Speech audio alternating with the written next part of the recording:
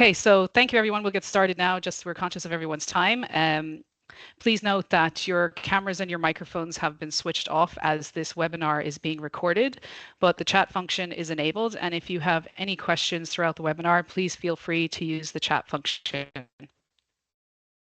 My name is Christina Reynolds, and I'm the FISH Creative Manager here at IADT, and your point of contact for applying for the DLR First Frame scheme. I'm delighted to be joined here today by my colleagues, Kira King, Assistant Arts Officer from the Dún Laoghaire-Rathdown Arts Office, with whom I manage the scheme, and Vanessa Gilday, lecturer here in the Department of Film and Media at the National Film School. Also joining us today is our special guest, director and former DLR First Frames awardee, Neil Saul. A quick shout out also to my colleague, Paul Curran, a technician here in IADT, who's keeping an eye on today's session in the background. Thanks, Paul. So today we're going to try to keep this brief about the application so that Vanessa and Neil can kind of take the stage on all the really important information they have to share with you. But I will say a few brief things about the application, about where you can find information and some key dates. And then Kira will talk to you about Dún Laoghaire-Rathdown County Council as the funder of the scheme. And we'll pass over to Vanessa to talk to you all about script writing. And then finally, we'll close out with Neil, who is our previous participant, who will talk to you all about his experience participating in the scheme. The Dún Laoghaire First Frame scheme aims to provide funding and support to emerging filmmakers looking to develop creative short films filmed in Dún Laoghaire-Rathdown using locations in the county. The scheme is fully funded by Dún Laoghaire-Rathdown County Council's Arts Office and Economic Development Unit and managed by IADT.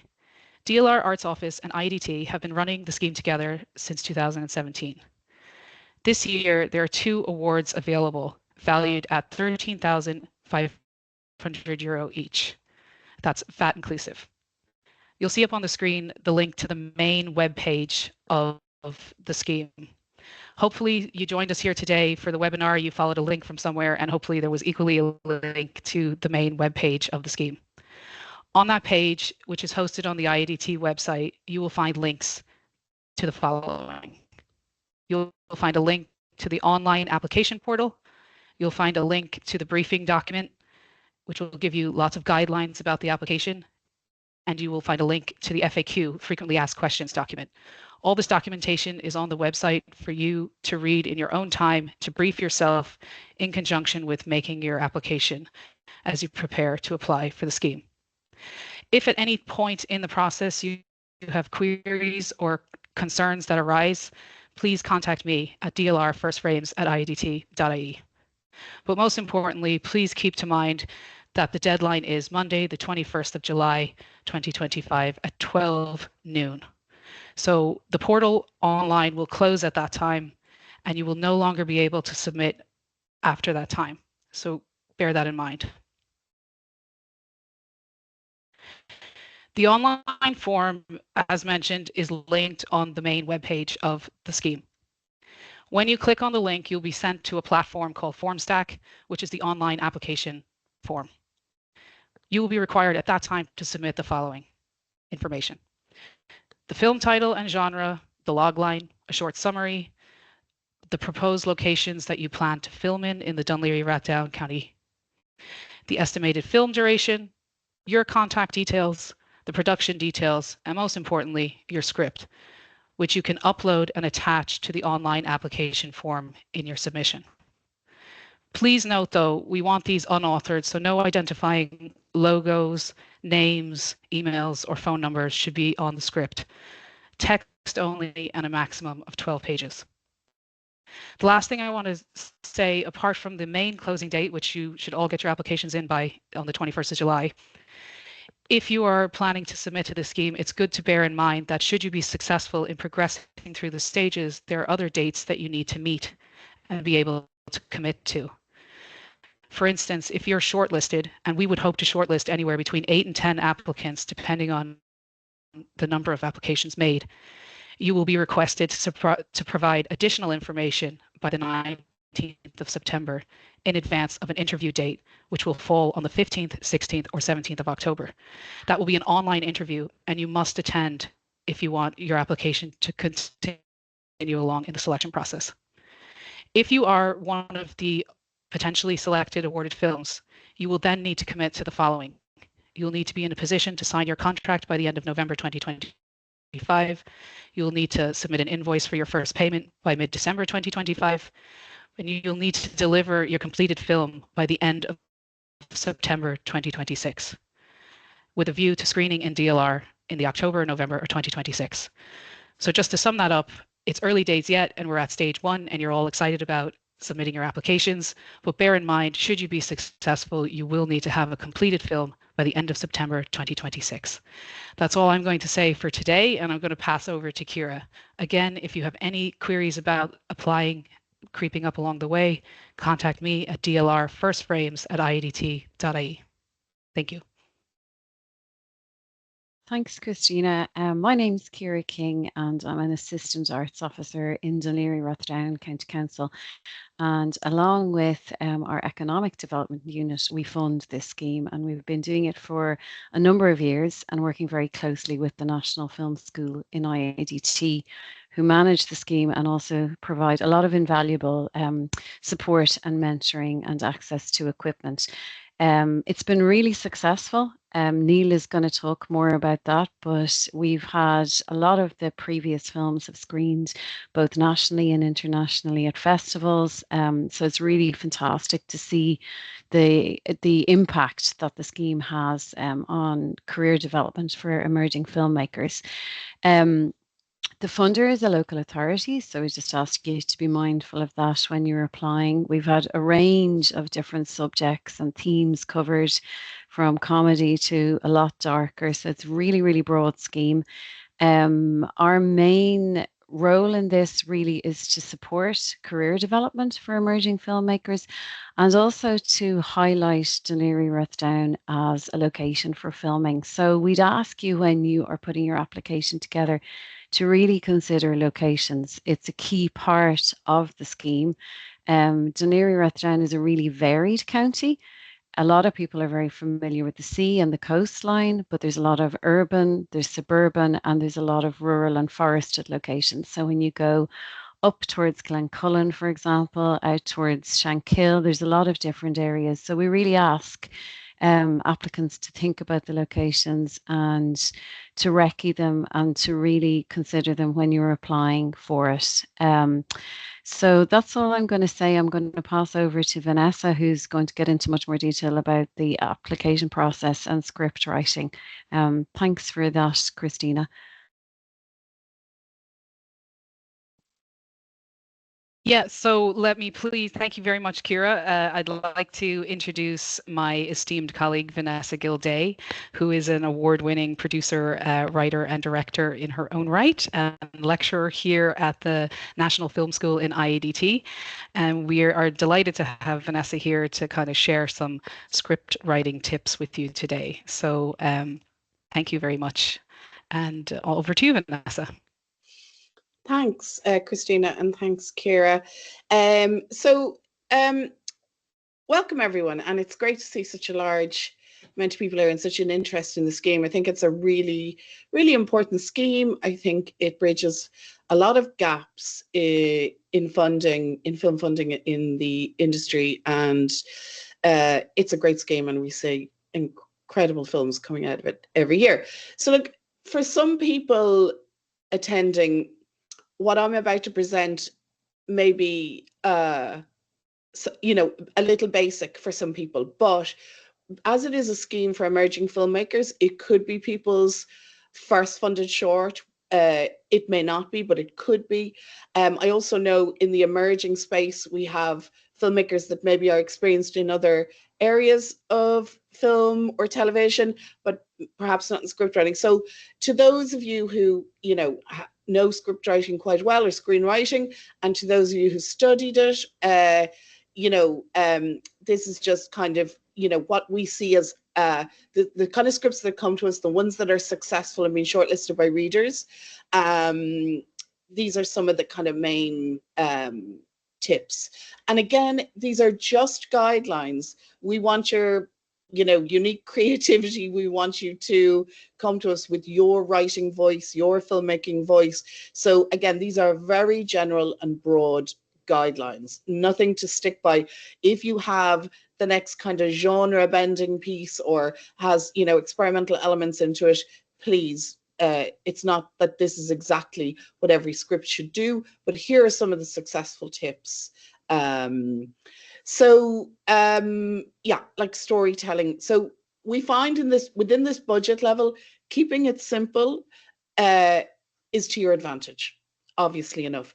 Now, what we mean by keeping it simple is often I think about simplicity of concept, simplicity of execution, but complexity of creativity, complexity of storytelling. So all good stories generally have a beginning, middle, and an end.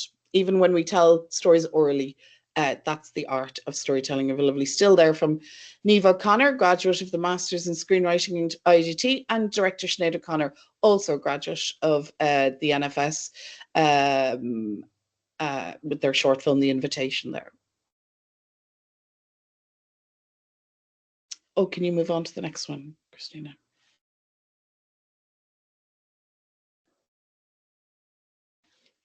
So if you are molding a script or starting a script right now, so again, keeping it simple, one idea, one spark, one theme, or one person, one character.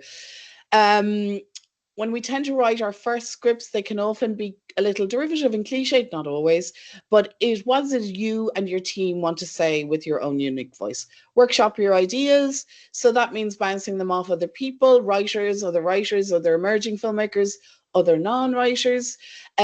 We find, but it's not exclusively, that at this budget level, again, the most successful films have 2 to 3 characters maximum. It doesn't mean that you can't have an ensemble cast. Present to us your idea, the feasibility, and of course, you won't be not shortlisted because you have 5 characters. Minimize your locations within your script, just again within the budget level to avoid enormous unit moves. But, you know, that can still mean 2 to 3 locations, or, you know, again, you won't be penalized, but you will be assessed at second stage on feasibility. But please, as Ciara outlined earlier, embrace the DLR area. We do get questions a lot about, say, scripts that are set within homes. Of course, if a story is brilliant and it's set in interiors, but we do find filmmakers coming up with really interesting and exciting ways to bring some of the exterior into the story. It is a Dún Laoghaire Rathdown funded scheme. So of course, embracing the whole county, not that your whole film has to embrace the whole county because it's enormous, but, you know, and looking for locations maybe other than the pier in Dún Laoghaire, even though it's beautiful and we love the pier, the piers. And again, as I said, simplicity of concept. And we have another still there from Ursnov, written by Maura Campbell. Thank you, Christina. So again, this is very much script writing 101, but if you have an idea and you've written it, maybe you could ask yourself some of these questions in terms of, is your script working? Is it effective? So who is your main character? You must know who this is, generally speaking.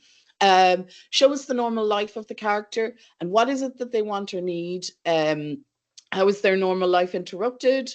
What is the drama? What is the catalyst that will force your character to act? What intervenes in their life to send them on another trajectory, or send your story on another trajectory? Who or what is stopping them get what they want? And what is the main character willing to do to get what they want? Often show 3 attempts to get this.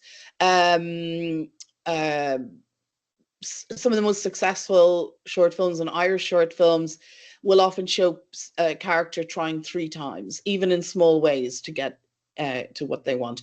And in the end, do they get what they want, what they need, or neither? So maybe they don't achieve what they want, but they get what they need. If they don't achieve what they want or need, then your film is a tragedy. Generally speaking, and that's okay too if you write it well and sell it to us well, but most characters will end up with something that they need that they maybe didn't consciously realize that they needed. And actually, Neil, your film is a very good example of that, I think. So, and another great still there from Chicken Out. Thanks, Christina.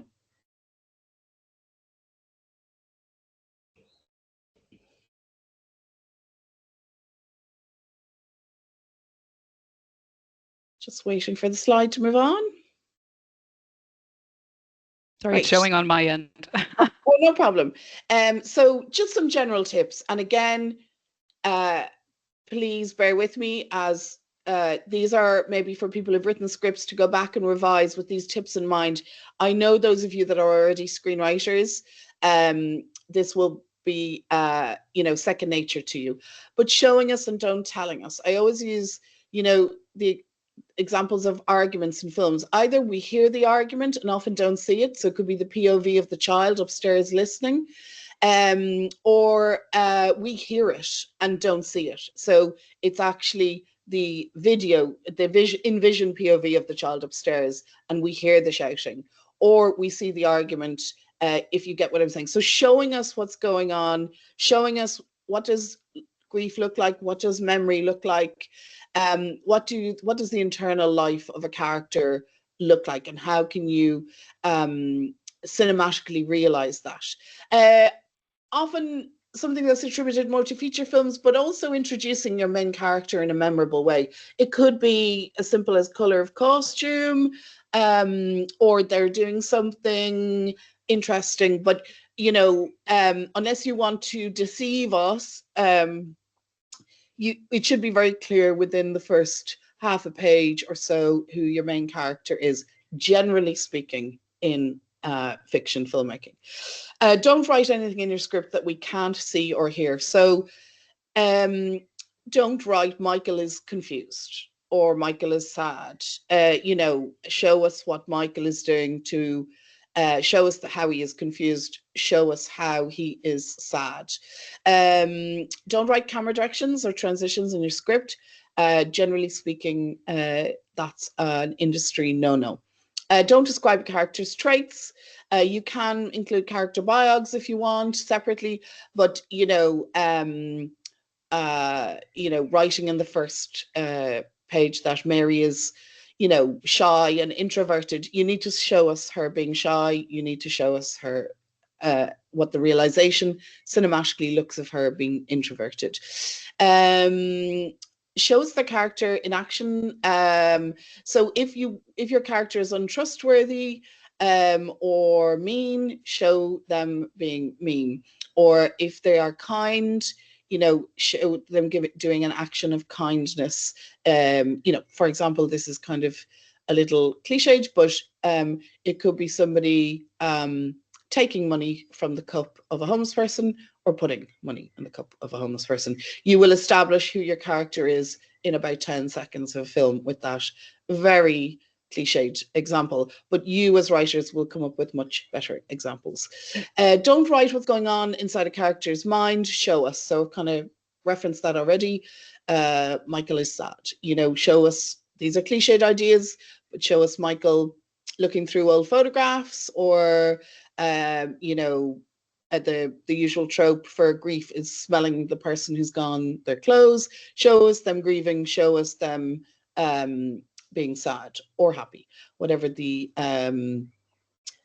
going inside the character's mind. Don't write a description of how an actor is to deliver a line. This is more useful when you are, but it's better for the reader that you don't do it as well. If you set up your character and the dialogue is good, you won't need this, but it's very, actors are renowned for saying, don't write sarcastically, don't write angrily. The writer will know, or the actor will know who they are, and you don't, and so should the reader in the writing. You won't need to. The odd time you might need to do something like that for clarity, but you will know the difference yourself. Brevity and clarity, keep it short and clear. So these, I studied the Masters of Screenwriting as well, and they used to always say to us, don't be afraid of the white on the page. So your script pages should have plenty of white space. Cutting back your dialogue, not repeating dialogue, shortening sentence in your action and description will make your script all the more pleasurable to read. When you're writing, be aware of gender balance and diversity in your film.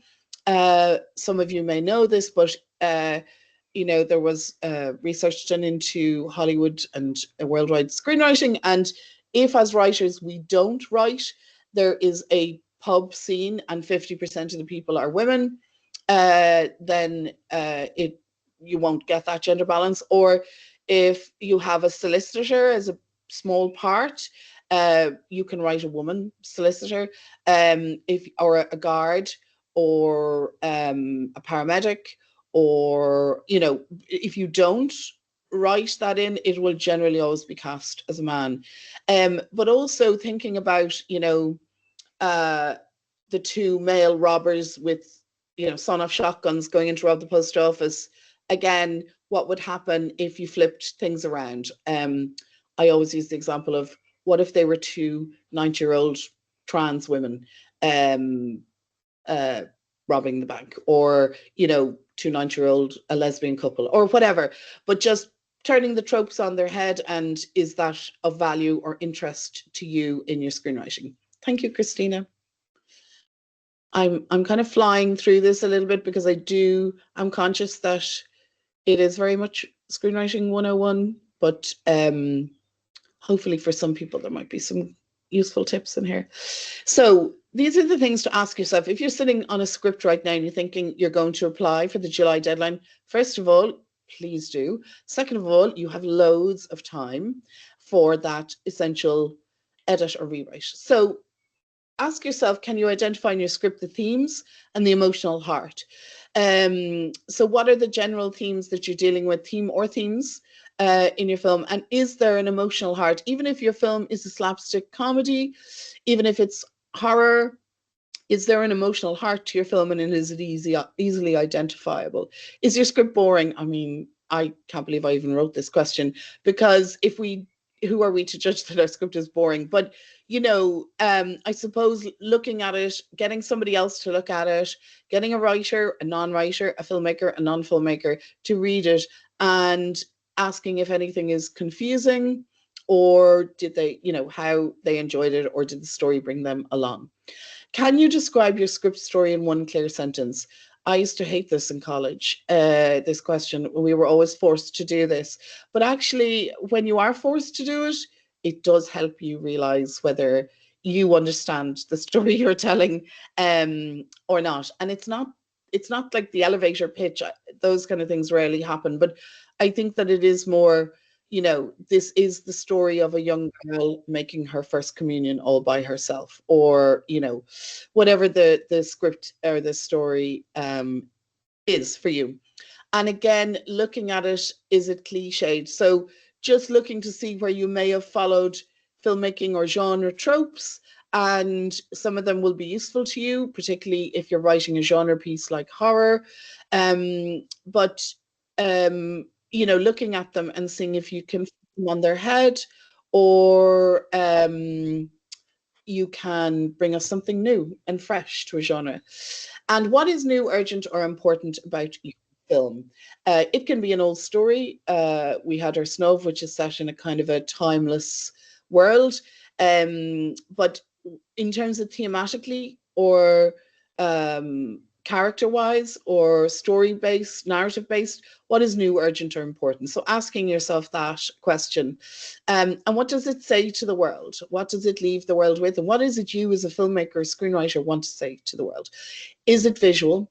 Is there lots of opportunity for visual and cinematic exploration and cinematic realization in your script? Have you included sound to help tell your story? So what do characters hear while, if you were Pat Collins and you were adapting That They May Face the Rising Sun, the John McGahern book, well, obviously that you're going to have lots of sounds of the countryside, the birds, the heron, all the things that were important in McGahern's world. So feel free to include sound as storytelling. And again, if you're making a genre piece like a horror film, sound is your narrative in those stories. Have you edited your dialogue down to the barest words? Go back again, and pull out every word that does not further your story. What is original, fresh, and exciting about it? So that goes back to new, urgent, and important. Again, asking yourself that question as if we were asking it to you, And how would you answer will tell you a lot about how you feel about your script, and maybe how much more, a little bit more editing and work to do on it. Does it make us laugh, cry, or think? I mean, we don't know yet, but like, even a script should touch us, reach us. If it's comedy, we should find it funny. If it's emotional and has an emotional exploration, we should react to that. Or is it the kind of story that's going to make us think about the world that we live in? And does it have heart, truth, and integrity? You know, it can be set. It can be set anywhere. It can be set in the future. It can be set on the moon. Tricky, but you know, but it doesn't really matter. Does the story have a truth to it and an integrity? It can be a fantasy film and still have truth and integrity, of course. And then we have Conveyance there, which is currently on the festival circuit, doing really well. Writer, director Gemma Cray. A wonderful comedy drama. Thank you, Christina. Next, please.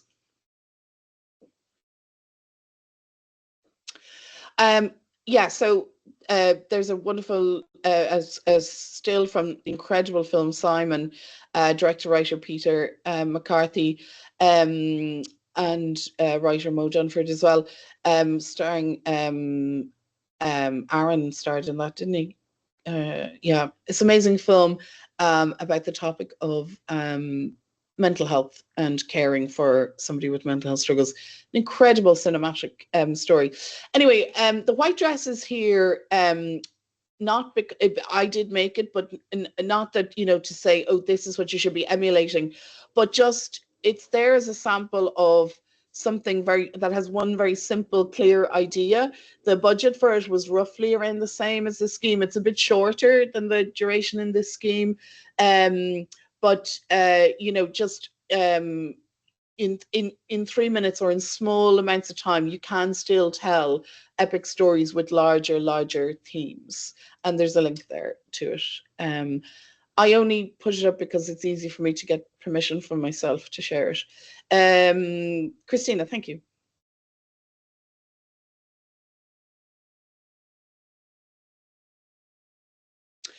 Okay, so finally, I'm going to wrap up now. Wonderful, still there also from NADA. I'm sure quite a few of you seen it.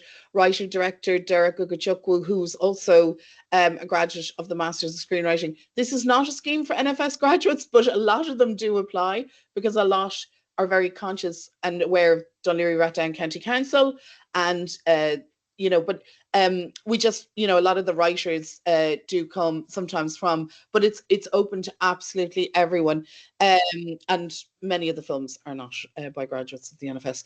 But finally, be brave with your subject matter.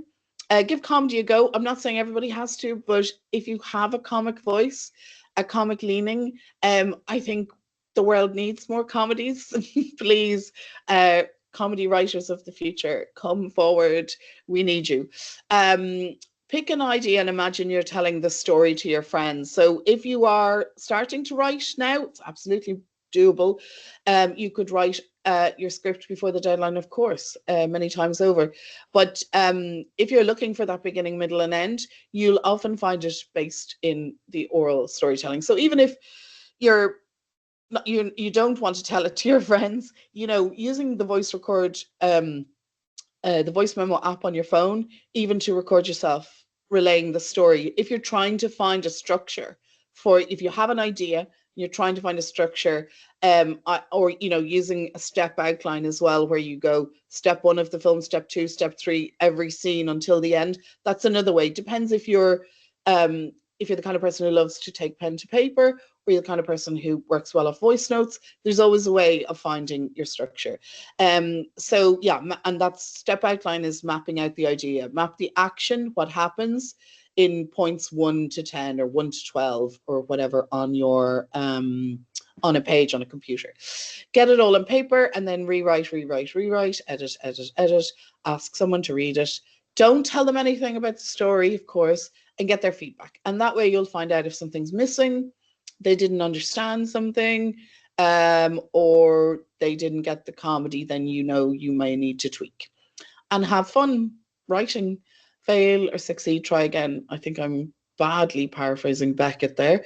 But yeah, best of luck. We look forward every year to the shortlisted and receiving the scripts, and we change the readers from years to years as well. We change the guest filmmakers shortlist to make sure that, you know, people aren't putting their own taste in on the awards. So it's very, very fair. And as Christina pointed out, the scripts are read blind, so we can't be influenced by anyone that we know, which is great as well. So everybody has an equal chance of being shortlisted if your script is good.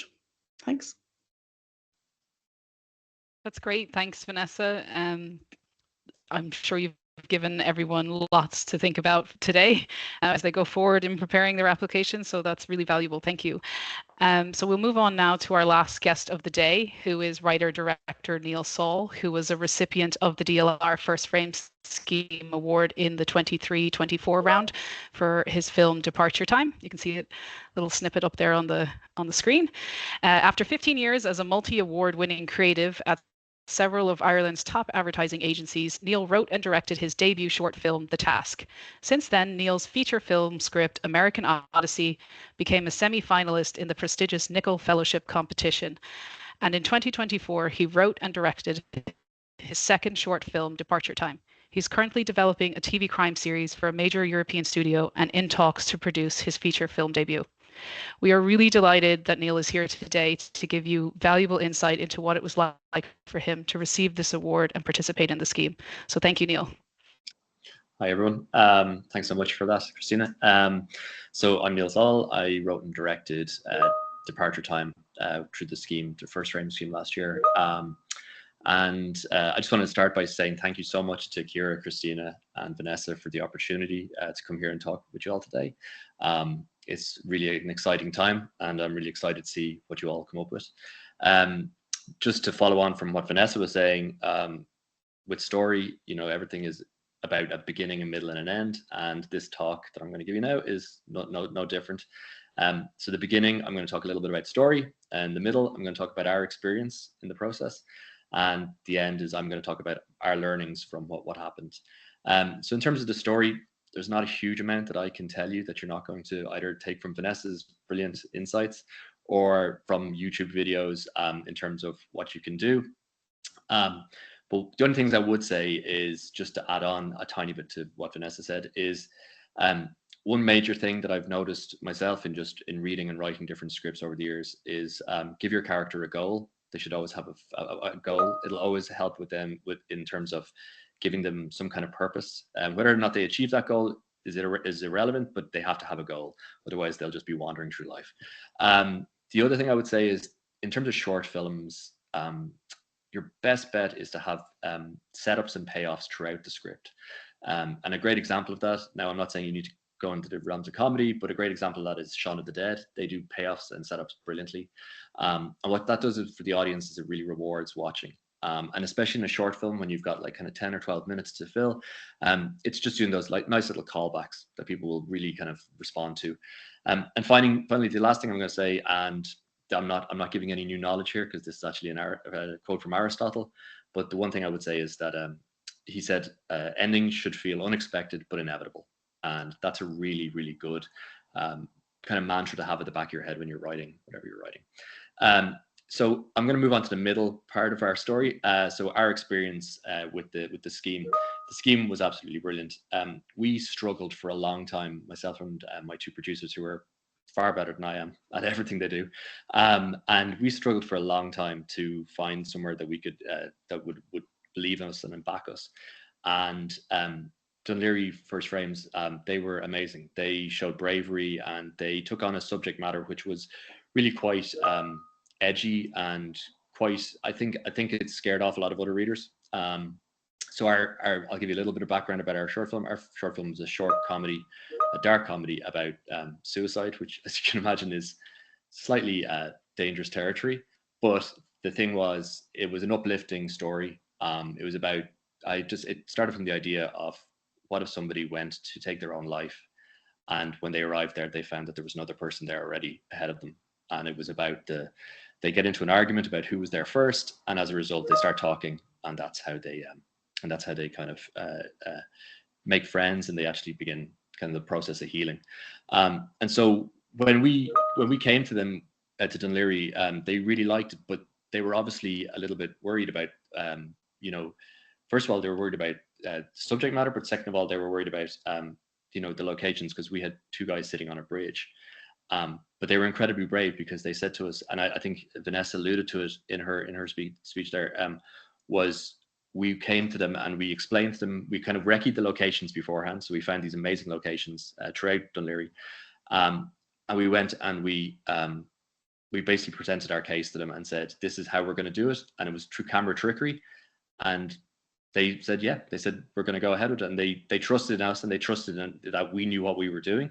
And in the end, we managed to pull it off. And people now say, oh, it was amazing how you shot that all in the one bridge. And we said, no, it's 3 different bridges, but it all just came together in the edit. So, you know, and I think that's one thing that you have to keep in mind when you're actually writing your story. Be brave, and take risks, you know, and take a shot on something that you think just, you know, because they're really responsive to that. And it's amazing to find a funding body that are like that.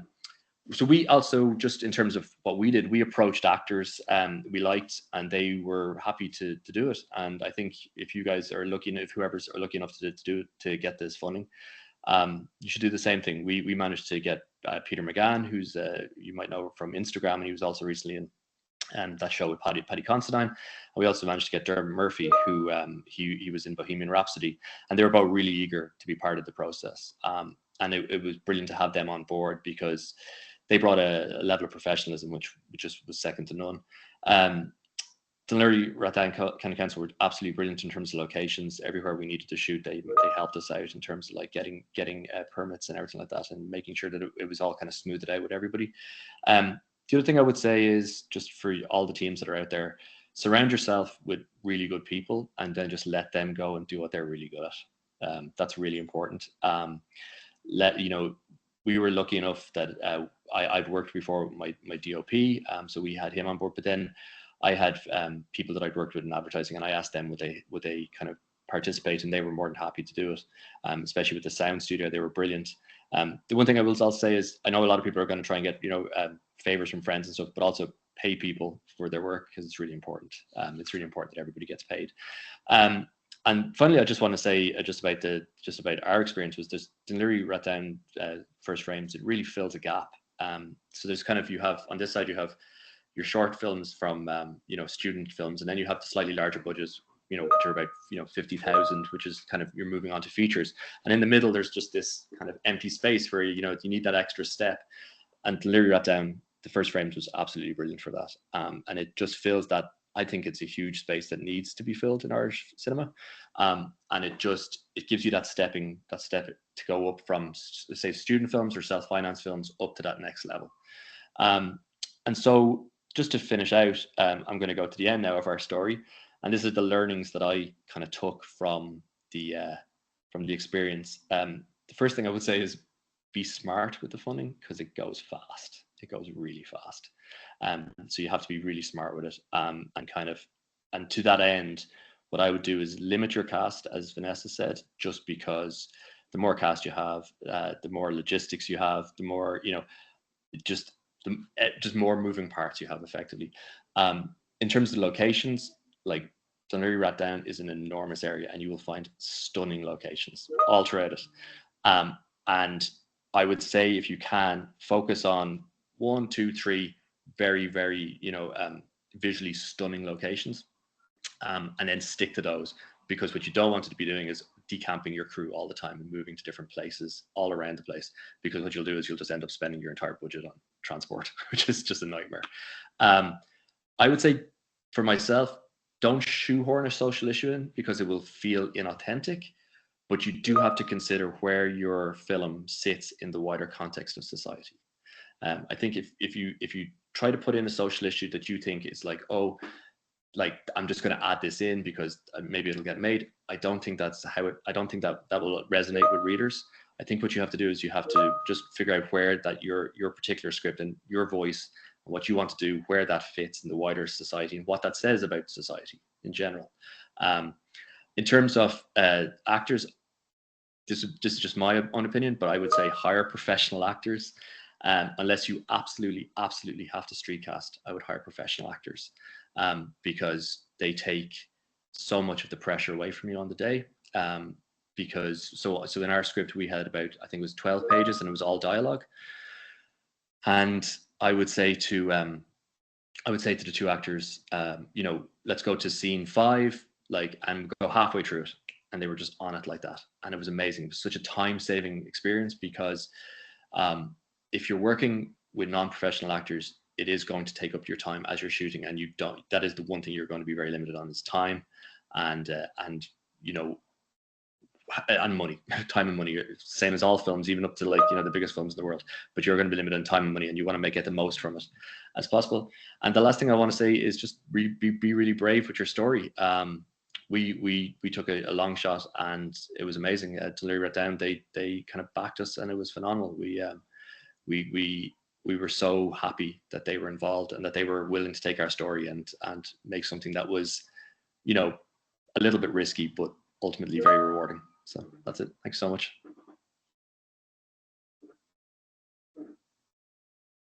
Great. Thank you so much, Neil. I know that's been really insightful, and I hope that that's given everyone things to consider, all those really important points from somebody who has walked the walk, so to say. I know that Vanessa and Ciara have been fielding questions like mad there in the chat, and Vanessa has one there for you, Neil, I think, so I'll let her go ahead with that. Thanks, Sure. Christina. We had a question from Roisin, Neil. That was wonderful. I really liked what you said about the bravery in filmmaking, and it's just great to hear about your experience of making the film. And I didn't know you'd used so many bridges. There you go. It's stunning film. It's extraordinary film, full of heart and humor. But Roisin has a question for you.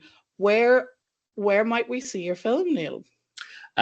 So at the moment, it's just about to start its festival run. So its first screening, its international premiere is in Mexico City at the end of the month. Unfortunately I can't make it over for the red carpet, but hopefully it'll get into an Irish film festival soon, or maybe a UK one. And then eventually, probably in about a year or so, I'll probably release onto Vimeo. So yeah, brilliant. I mean, so most of the people here will know that when it starts its festival life, it normally will do 6 months or a year, even in the Irish circuit alone. And while it's developing, often Galway, Cork, Dublin, Foyle, Belfast, wherever it is, then it can also start its international screenings. And it could be, depending on how it goes, a year, 18 months, and then it often will come into the public domain after that, after it's kind of fulfilled its festival or sales life, if you should be so lucky. Short Screen on RT is a wonderful place for short films as well, still purchasing short films. So great, thank you for that. Actually, that's a really good point as well to bring up, Neil. There's a couple of questions about the initial screening and DLR. So just to reassure everybody that yes, the first screening is in DLR, but what we do is we bill it as a cast and crew showcase. So it doesn't count as a festival. And we do that deliberately because we really want people to be able to submit films for festivals, and we really want them to succeed. So that actually, the screening in DLR won't affect any festival participation. So just really to kind of reassure people about that. That's a great point here, because that is obviously a concern, is because a lot of, for instance, the American film festivals, they want particular rights to it being the premiere. And the other thing that's great about that actual cast and crew screening is it's just an amazing opportunity to celebrate with the people who've helped you make the film. Yes. Who've been with you the whole way through. So it's just a real celebratory just really celebratory atmosphere when you go on the day and everyone's in the theater. It's fantastic. Yeah, and I think what's really lovely is it's oftentimes as well the first time maybe that the actors will have seen it, and so yeah, it is really nice. But it definitely won't affect anything, any other screenings. Sorry to interrupt there, cut across you, Ciara. There's a question there from Jack Mitchell. Can you raise further funding from separate sources for the production? Ciara, do you want to answer that one? Yeah, so we cover, there's a really detailed set of guidelines which is worth reading. Christina will have, she's mentioned the links for it, and there's a questions and answers in that, and it goes through everything. There can be some generally speaking, it would have to be checked with us in advance. DLR, the main funder, nobody will get equal billing. So sometimes there can be, some films have put small extra amounts to it through own funding, or maybe if there is another previous grant or something. You can check with us, but it does have to be cleared in advance, and it's not, it wouldn't be kind of, there's certain things that it couldn't be. For example, it couldn't be drinks company sponsorship or something like that. It needs to be compatible with the local authority. It would never be match funding. We haven't had that. It would usually be just small additional amounts.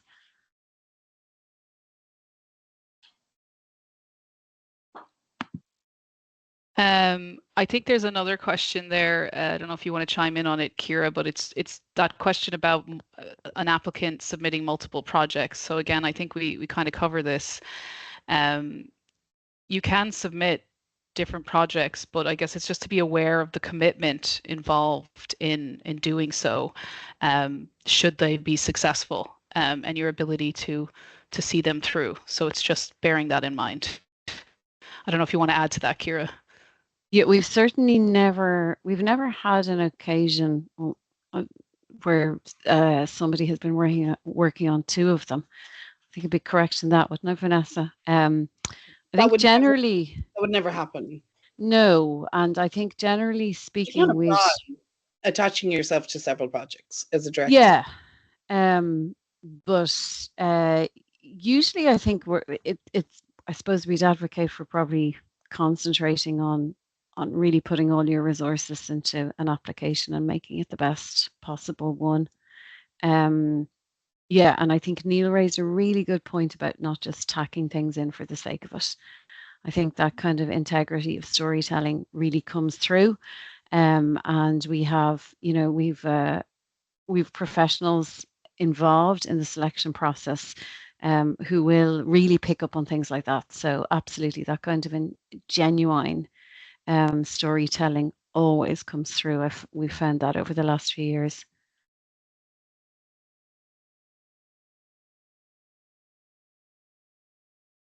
I'm not sure. It's not open to current students, actually. Sorry. You need to be. It's not for students. So it is. The scheme is for people who have either graduated or. But I have to stress as well. Actually, emerging does not relate to age. It's career stage. So it's a lot of the times we've had people who range from maybe being recent graduates from studying, or they could be, a couple of decades on and maybe very emerging in the creative area. They might have worked a lot in commercials, for example. So it's not related to age. I saw Neil throwing his hand up there. He's that person. Yeah, okay. Yeah. So it can only stand to you. I think that's all for the questions. I think we've kind of covered them all from the chat anyway. We might just allow a couple of seconds if anybody wants to drop in anything else, or if any of the wonderful presenters want to add anything final before we close out the session. No, I think just it's really worth reading through the guidelines and the Q&A and having a look at that. They're in a clear format. You'll be able to find all the information. If there's something then that's missing or you need to check, you can absolutely check in with Christina. I'd just like to say thanks to everyone for attending and for taking the time. We're delighted to see the interest. We really believe that this is a scheme that has a very strong impact on filmmakers' careers. So very much looking forward to seeing what comes in this year. Yeah, and I hope I've just thrown up the last slide there has my contact details. Please feel free to reach out to me at any point. There's one final question there. Does previous experience have significant weight towards your application?